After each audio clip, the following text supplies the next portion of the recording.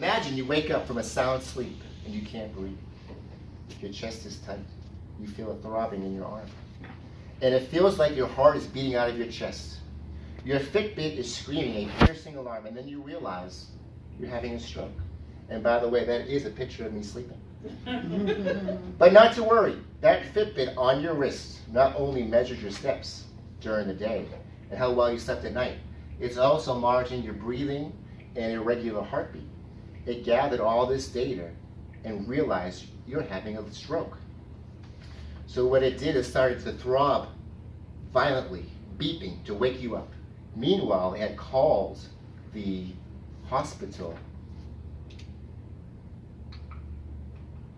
to let them know that you're having a stroke. It also sent an ambulance down to your house to pick you up.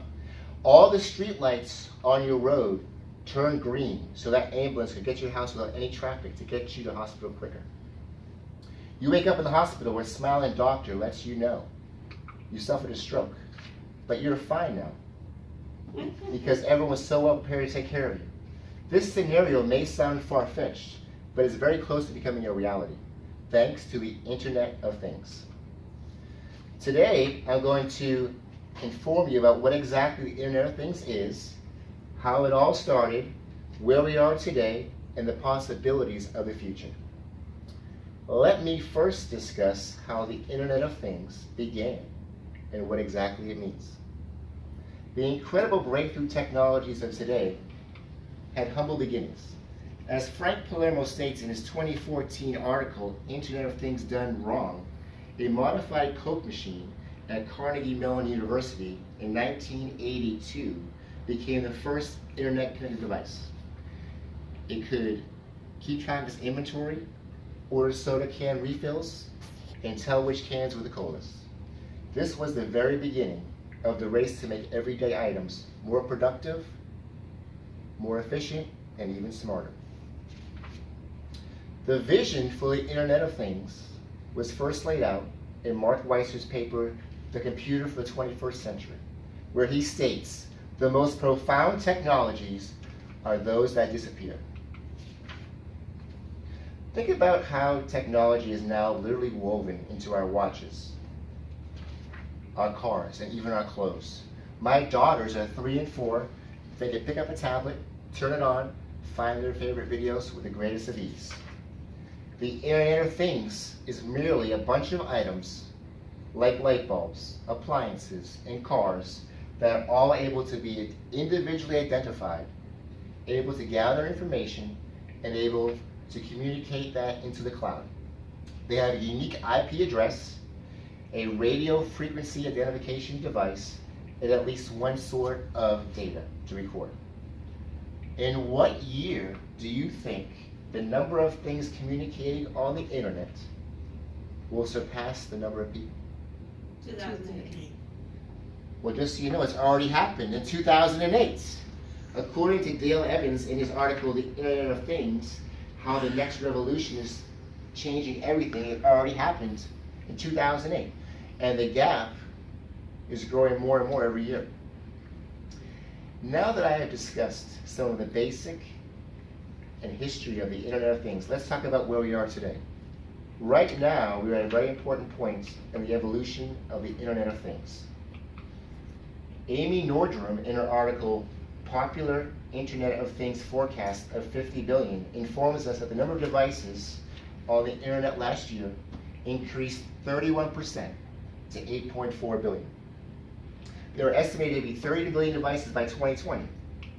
We now have a technology to give every single item on the planet and in space a unique identifying number and its own specific address on the web. Radio frequency identification devices now cost roughly a penny to produce, which makes it cost effective to get as many items as possible communicating with the cloud. Right now, as we speak, there are manufacturing facilities where all the machines work and communicate with each other as a team, just like you.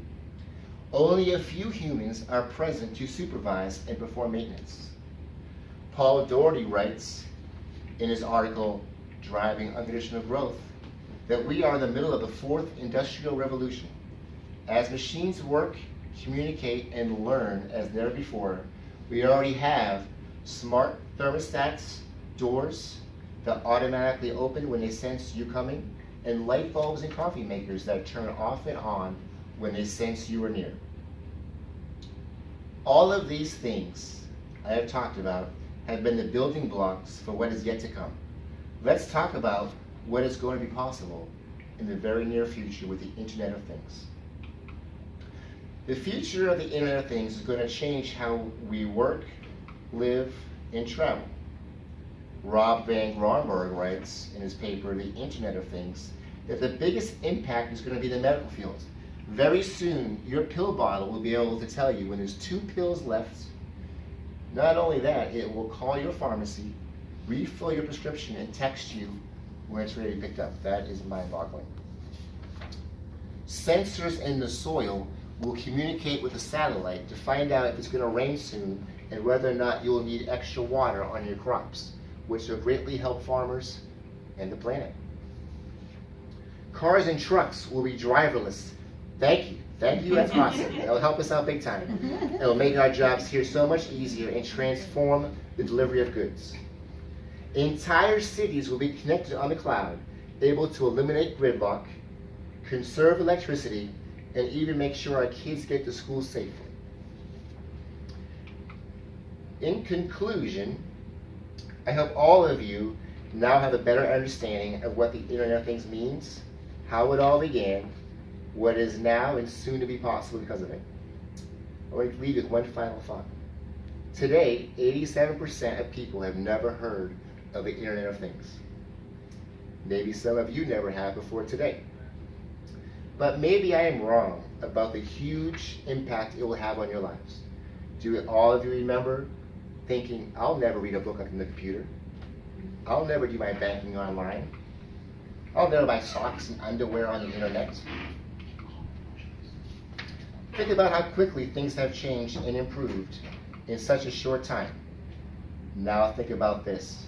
All of these drastic changes have occurred with less than 1% of the world's things connected on the internet. Imagine what it's going to be like when it's 2%.